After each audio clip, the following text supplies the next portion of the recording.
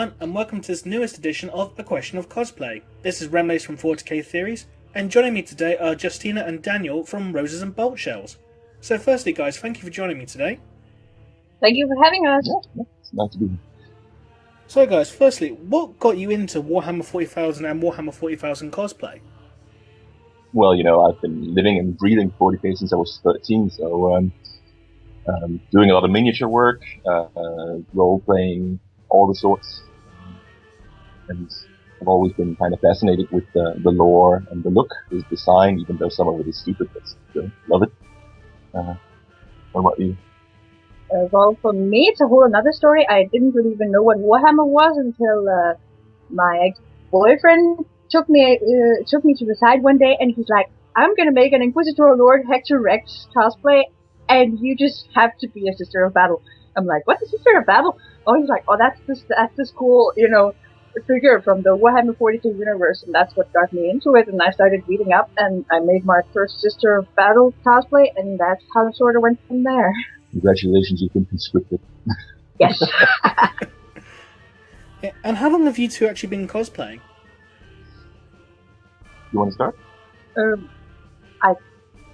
I suppose I've been on and off for 6 or 7 years by now. Yeah.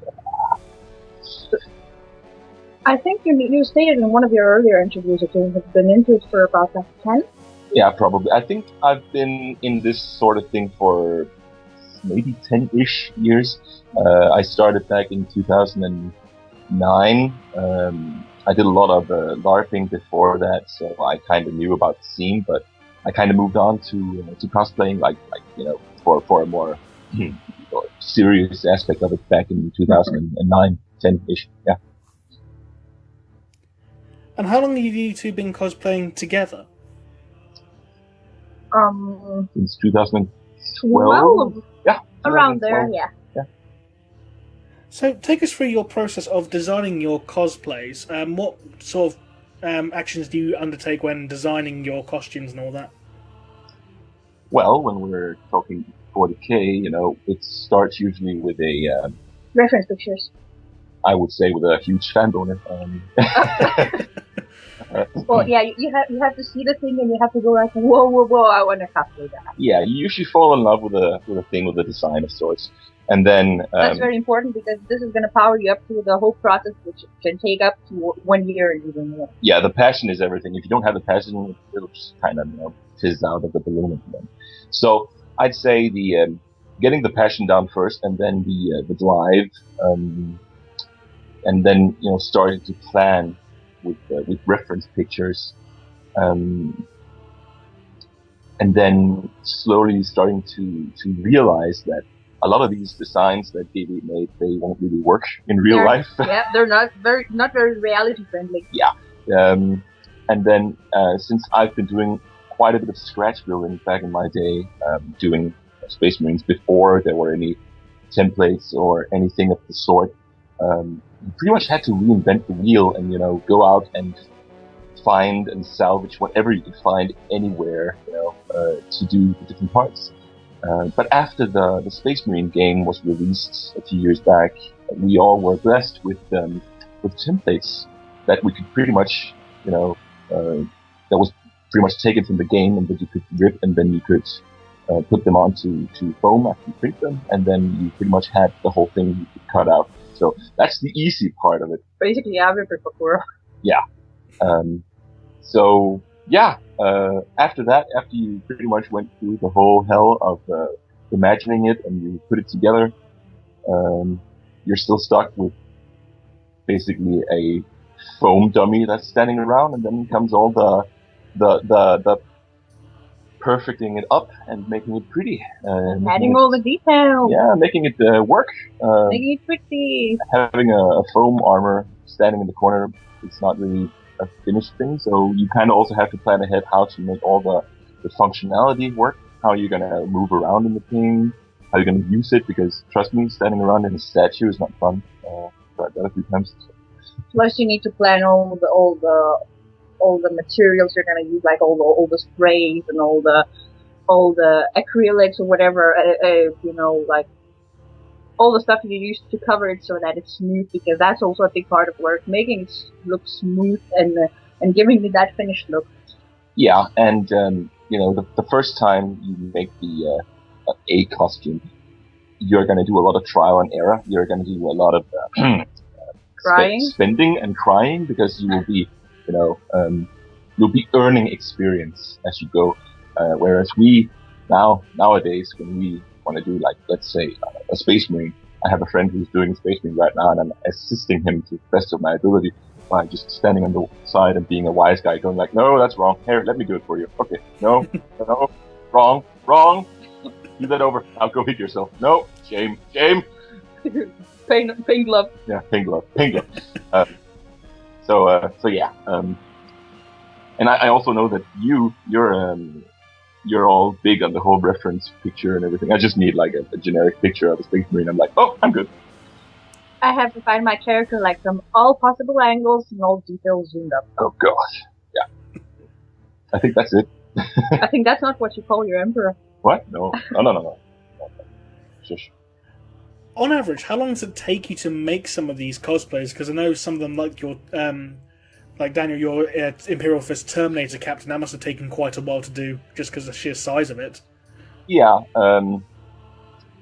When you live in a small apartment and you don't really earn any money except for, what you can scrape by,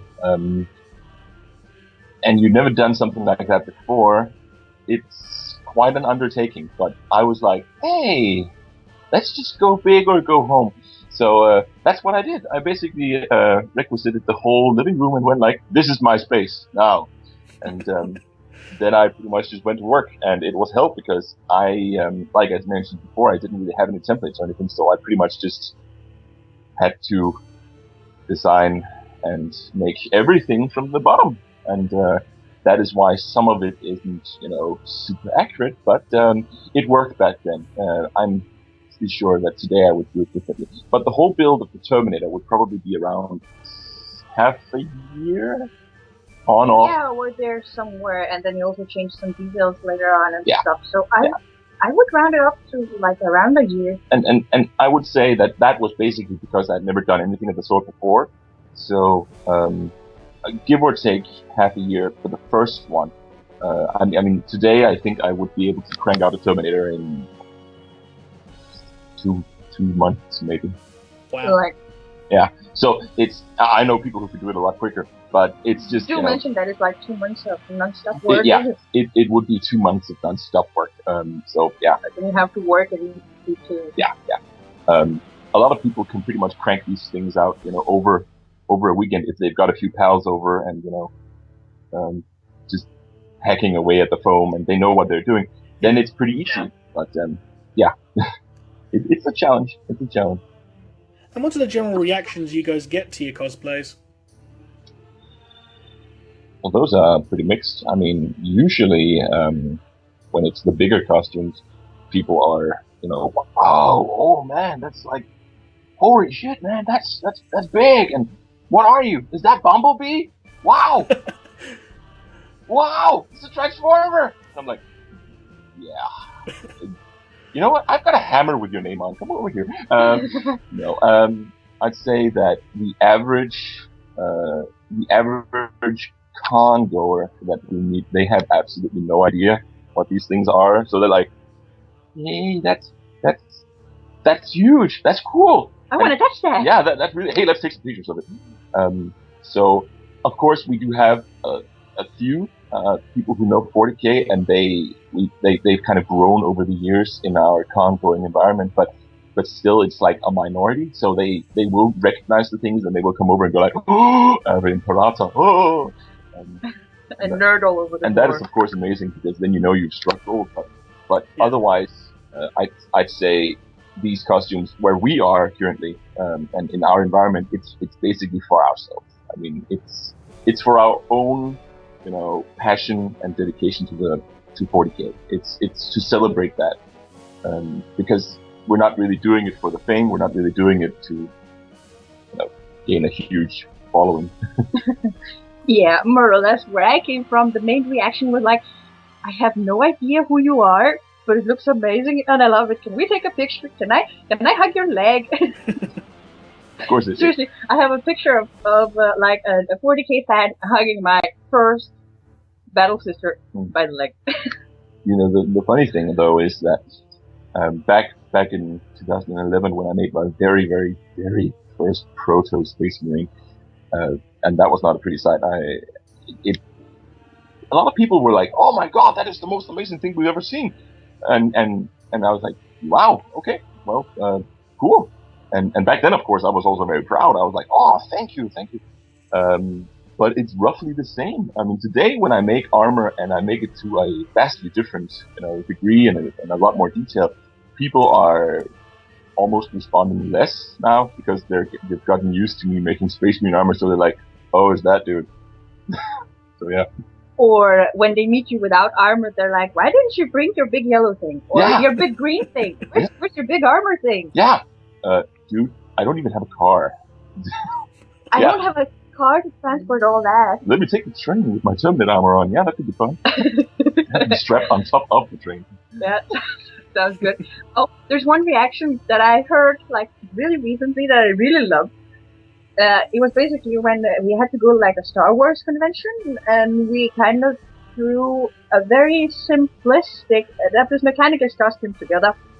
We used my Sister Battle props and stuff, and I have a mask on when I have that, but I can hear everyone around me and everything, even though I can't see that much.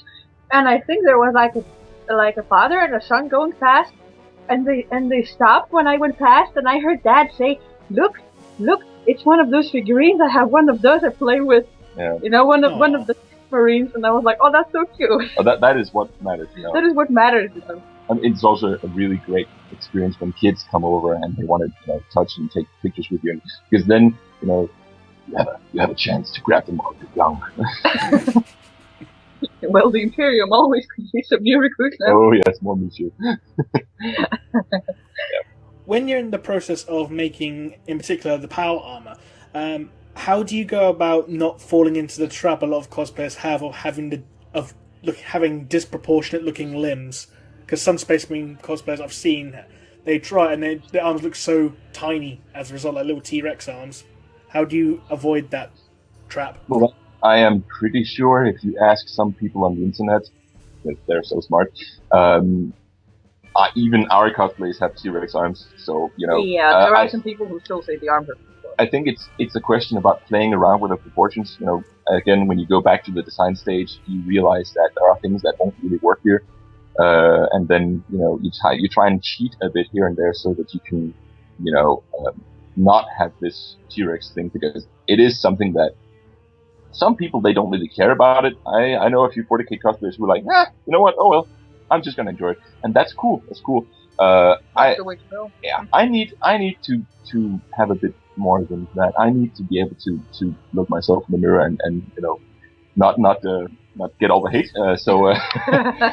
Usually, what you do is, in my case, I'm like 6.7, 8-ish in real life, which means that I am immensely tall, and that gives me a huge benefit compared to many other Space Marine cosplayers.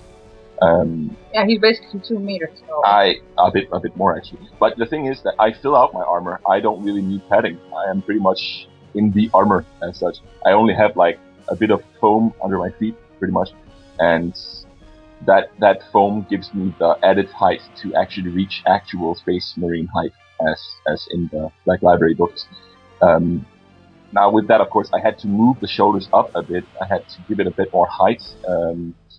And I had to move the torso also a tiny bit more up so that the whole thing scales a bit more with my arms.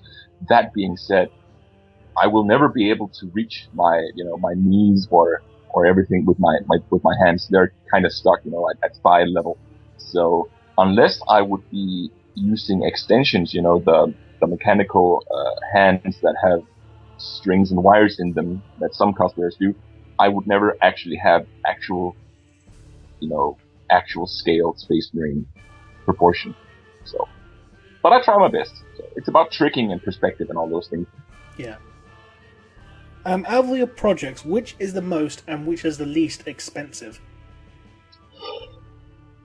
Well, I think the first one we did were the most expensive because, again, you go out, you spend a whole lot of money on things that you have no idea what works and what doesn't work. And then you mess up. Yeah. And then you cry and go back to the store. That's also why we've written these huge amounts on our projects on the R&D page, because there is so much trial and erroring. There's so much... well, there's so many flaws in going out and buying things that you thought would work, but then you figure out it wouldn't work. So I'd say the Terminator was really expensive, like hugely. But again, because it's stretched over so many months, it's basically all the money of that month propped into that, and then living off pasta and and potatoes and stuff like that. Oh wow. Yeah, but over time, it becomes a lot more manageable. You know what they say? It's better to serve the emperor than to eat yourself. Yeah. So I think the Dark Angel was also expensive, but that was more because there's so much work in it. There's so many, there's so much detail, and there's so many different materials in it that we really went out of the yard to really make it hit a completely different note. But again, today, if we're speaking making a Space Marine costume today, I think I could make it for a more reasonable amount. So yeah. I think we wrote how much, like $2,000 for the Terminator. I think that's what we wrote on the page, and that's not far from the truth actually. And that's horrible, but I mean, if I were to spend that much money today, I think I would cry, like walk out in the forest and just cry. Yeah. But that's what you do for the things you love. That's the thing. You spend sadly a lot of money on these things, and that is because it makes you happy, and you don't really think about it, and all of a sudden you go like, wait, I'm supposed to eat this month too, right? I think my cheapest one would probably be one of my early ones, if not the first one, like the first cosplay ever that I made. That was like from an anime, and it was all collected, from the secondhand stores. That was back in the day where we could do it really, really, really on a budget. Mm. And my most expensive one is probably the Battle System Mark II. The one. Yeah, but we can nowadays. We can always make what we call a budget cosplay, because then you pretty much just go into our workshop and go like, oh, I'll take this part and this part and and this gun looks good. Oh, and this gun looks interesting. I'm gonna put that on here and yeah. Yeah, we have a stash. No money spent whatsoever. I think my most expensive ongoing project, like both by means of money and the energy and the passion, is like Talizora from Mass Effect, because there has been money going into this project for like 3 years now. Yeah. And it's still going. The materials are being bought and used, and mistakes are being made, but I'll get there one day.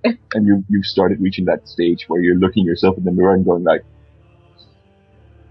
rage quit. Yeah, rage quit. Yeah. And which are your favourite cosplay projects? Oh, that's a tough one. Oh, yeah. I think. It's like we really love every project we make, so like putting one ahead of all the others is like not easy. I think for me, I probably choose the Terminator, because the Terminator was like from the heart, so to speak. It was 100% passion, and I was driven like every day, and I felt like, oh my god, I'm gonna make this, and everything was just in a state of flow. I was happy all the time, and I was really just, the creative juices, they were just running so much. That's getting inappropriate. Yeah. but yeah, with the Dark Angel, it was a bit more repetition, and it was a bit more following, a plan, so to speak. So that was a bit more down to earth. Yeah. So I'd say for my choice would probably be the Terminator. Yeah. Unless, of course, I do something more extraordinary in the future, but yeah, exactly. The Fallout armor needs some love. Yeah, shush. For me, I think it's my Sister of Battle Mark II, because Daniel put a lot of love into making it for me. Plus, look really cool in that costume, and I feel really powerful in that costume because ever since I started cosplaying, I tried a bit of everything. You know, I like anime characters and game characters and everything. Yeah. And I actually feel most myself in a Sister of Battle because they're serious. They have armor on. They're devoted. They're loyal. They're wonderful. You feel emboldened by it. Yeah. Yeah. That's how you put it. That's exactly how. Just wait till we make Mark III in the future. Oh yeah. Well, speaking of Sisters of Battle, apparently they're getting a new range of models and a codex in February. In February? Apparently so, yeah. We just learned that out today. Which means that we won't have money for cosplay? Okay. Yeah, we'll see. Yeah. But yeah, where our investments are going.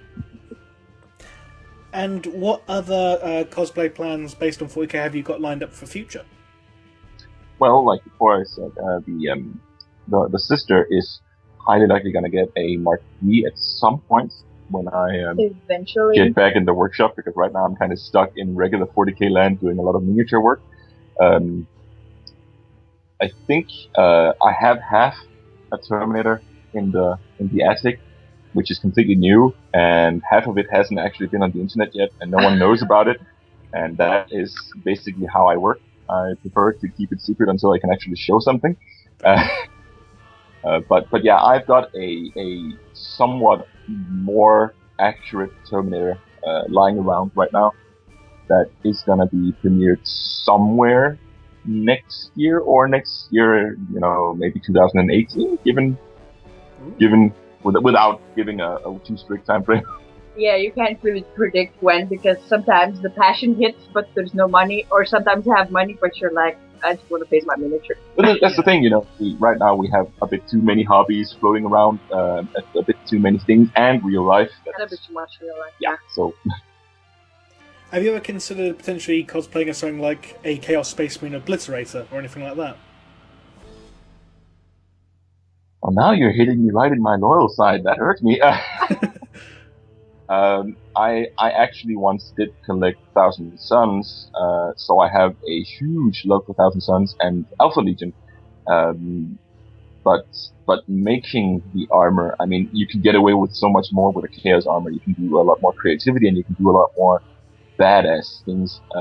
You can slap all the horns, skulls, and those Chaos stars on it. Everything, yeah. And really play with some colors. But I think my inner loyalist would seriously come and kick me and literally kill me while I slept. So I think I'm gonna have to pass on that, because I mean, I've already seen tons of amazing Chaos Space Marines, and sadly no Obliterators and only a few Terminators, but they do a great job, and I don't really want to.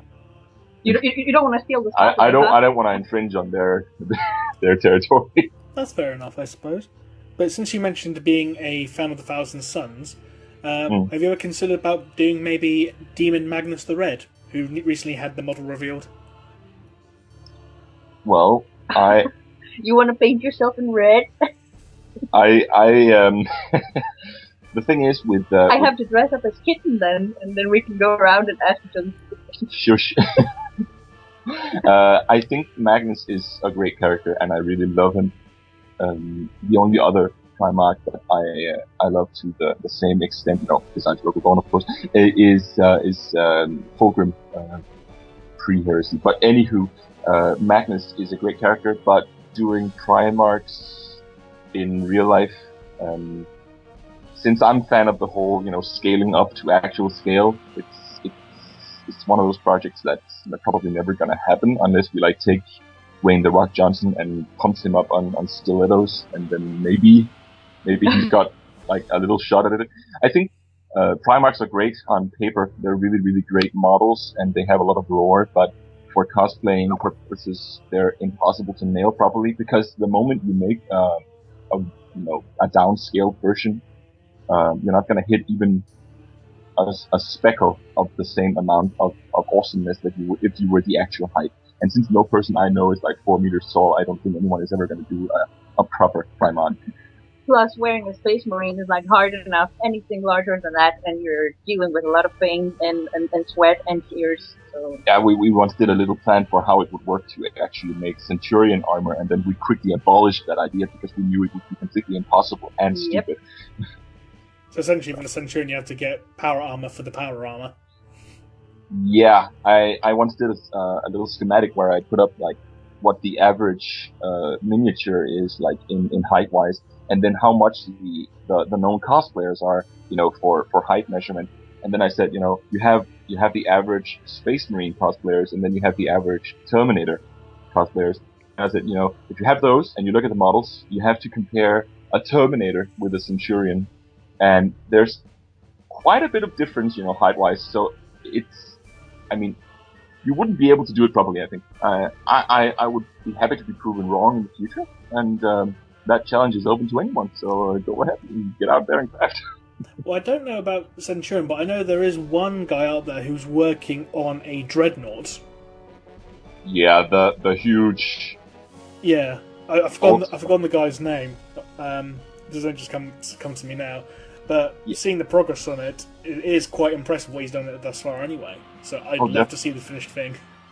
I remember back in the day when I started out in the hobby, there was no such thing, but then all of a sudden this picture popped up of a set of Dreadnought legs in a backyard, and I was like, wait, this looks insane.